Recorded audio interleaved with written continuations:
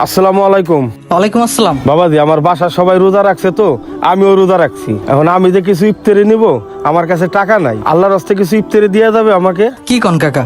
আচ্ছা দাঁড়ান, কি কি লাগবে দেখেন, আমি দিতাছি। দাও বাবা, তোমার যেটা ভালো লাগে তুমি সেইটাই দাও। কাকা নেন। ঠিক আছে বাবা, আল্লাহ তোমারে ভালো করবো। এই ওনার যে 200 টাকার ইফতারি দিলি, টিয়া রাখলি না, এটা কি ফিরে আইছে? এমনি গেছে এলাকার ভিতরে কতগুলো দোকান, আমার দোকানে বেচা কিনা নাই। ভাই একটা কথা মনে রাখেন, আল্লাহ তাআলার উপরে ভরসা রাখেন, আল্লাহ তাআলা কাউকে নিরাশ করেন না। আর এই যে ইফতারি দিলাম, এটা একটা সবের কাজ। হয়েছে জ্ঞান দিস না, ইফতারি বেশ। বাবা, কিছুক্ষণ আগে ইফতারি নিয়েছিলাম, এই নাও 200 টাকা। 200 টাকা? 200 টাকা মানে বুঝলাম না। বাবা, আমি এলাকাটা ইতিমখানা চালাই, ওখানে 1000-1200 ছাত্র আছে। ওদেরকে পুরো রমজান মাস আমি ভালো মন্দ ইফতারি করাবো। আমার কাছে মনে হইলো তুমি অনেক ভালো মানুষ। এখন তুমি কি কালকের থেকে 1000-1200 লোকের ইফতারি দিতে পারবা? কি কন চাচা, আপনি একটু দাঁড়ান, আমি আইতাছি।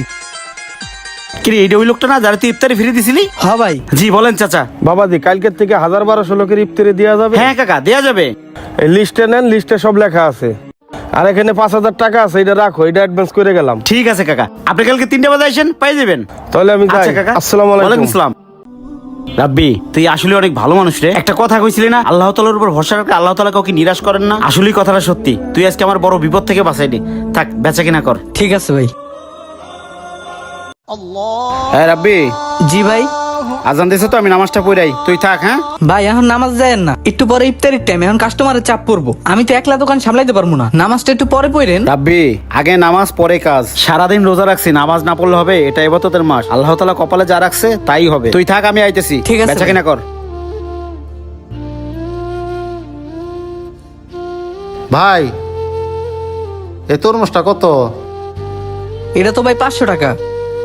500 টাকা? ছোট আরেকটা দেখি। এইটা কত ভাই কোন? ভাই এটা 200 টাকা। ভাই, আমি রোজা রাখছি, আমার পরিবারও রোজা রাখছে, আমার ছোট বাচ্চারা তরমুজ খাইবার শখ করছে। ভাই, আমি দিন আই না দিন খাই, আমার কাছে আছে 100 টাকা। এই 100 টাকা কি তরমুজটা দেওয়া যায়? ভাই এটা তো 200 টাকার নিচে দেওয়া যায় না। রাব্বি, কি হয়েছে রে? ভাই 200 টাকার তরমুজটা 100 টাকায় চাইতেছে, ওনার কি দিয়া দিমু? হাট বেটা, তুই কি পাগল হয়েছিস বেটা?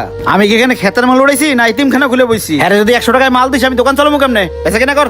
ভাই আপনি রোজা রাখেন, 5 ওয়াক্ত নামাজ পড়েন, আল্লাহকে ভয় করেন, কিন্তু মানুষকে ভালোবাসেন না। আমাদের প্রিয় নবী হযরত মুহাম্মদ সাল্লাল্লাহু আলাইহি সাল্লাম, উনি মানুষকে ভালোবাসতেন, নিজে না খেয়ে মানুষকে খাওয়াতেন। আর আমরা সেই নবীর উম্মত। আর আপনি যদি ওনাকে 100 টাকার তরমুজটা দেন, আপনার লাভ হবে না, হয়তো 20 টাকা লস হবে, কিন্তু উনি তরমুজটা খেয়ে দোয়া করবে আর আপনার সওয়াব হবে। রাব্বি, তুই তো ঠিক হয়েছিস, আমি তেমন করে ভাবি নাই। ভাই আপনি 100 টাকাই দেন, তরমুজটা নিয়ে যান। এই নেন ভাই। ভাই, আল্লাহ আপনার অনেক ভালো করুক। ঠিক আছে ভাই, দোয়া করেন।